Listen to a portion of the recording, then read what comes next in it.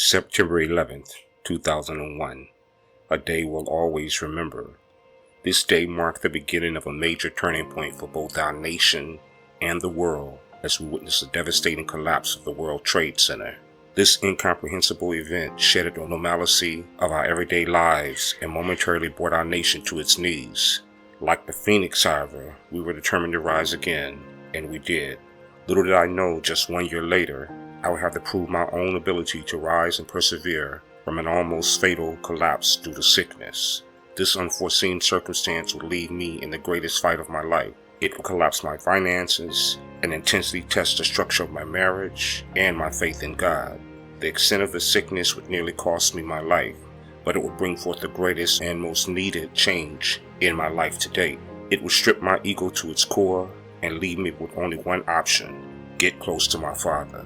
It all began in June 2002 by way of a freak work-related accident.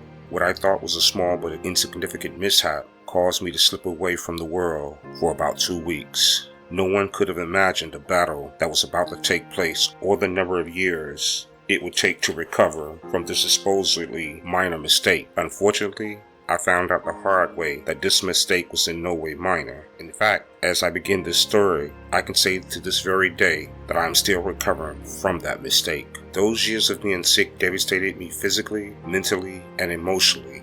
Thankfully though, as the great singer Donnie McClurkin says, we fall down for a while, but we get back up. My mishap occurred in mid-June when my father-in-law Raymond and I decided to begin a major repair of fixing the roof of my garage. The roof had collapsed from the weight of a severe snowstorm early in March. It took a few months for the weather to warm up enough to dry the area so we could begin our work. Once we got started, our first order of business was to remove the old wood that had fallen into the garage. My father-in-law and I jumped right to work, and things were moving along pretty well. Then all of a sudden, I began to feel a sharp piercing pain in the middle of my hand. I quickly dropped the board I was holding, and that's when I noticed I had punctured my hand on a rusty nail. Outside of a little pain, it really didn't bother me. I remember saying to myself, get over it, no big deal. In fact, I didn't even pause for very long. I took a quick look at the wound, wiped it off with my dirty gloves, and then went right back to work. 3 days later, this situation was anything but funny. I'm now in the bed, going through severe weakness, high fever, and having difficulty breathing. This episode was the start of an 8-month bout in which I was in and out of intensive care, endured 2 foot surgeries, and eventually ended up on life support. Talk about a trip to the dark side. For those 8 months, I seriously didn't know if I was going or coming. A few times I did make it home from the hospital, but I had to remain on oxygen for most of the time. I couldn't walk, eat, or go to the restroom on my own. Some days the only thing I could do was lie there and just breathe, which was always a sure ticket right back to the hospital. For the longest time, the doctors thought I had a severe case of pneumonia.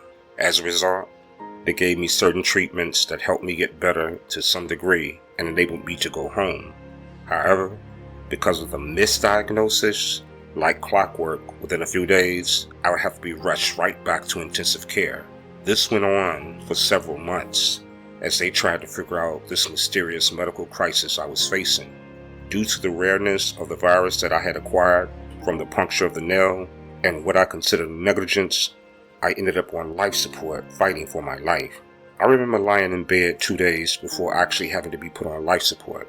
I had just gone through my 2nd foot surgery and was feeling critically weak. To be honest, I felt like I was lying in a tomb dying. I was physically almost at vegetable state at this point. I had very little feeling or connection to my body. The only thing I could seem to be able to control were my eyes. I was definitely scared, to say the least. I seriously felt like I was lying in a coffin. I had full awareness of everything while feeling physically dead at the same time. I guess that's what being paralyzed must feel like. The end was drawing near for me at this point, but I could feel it. Even though I'd always been a pretty strong person physically, my body was now gone. I couldn't believe it was going to end like this.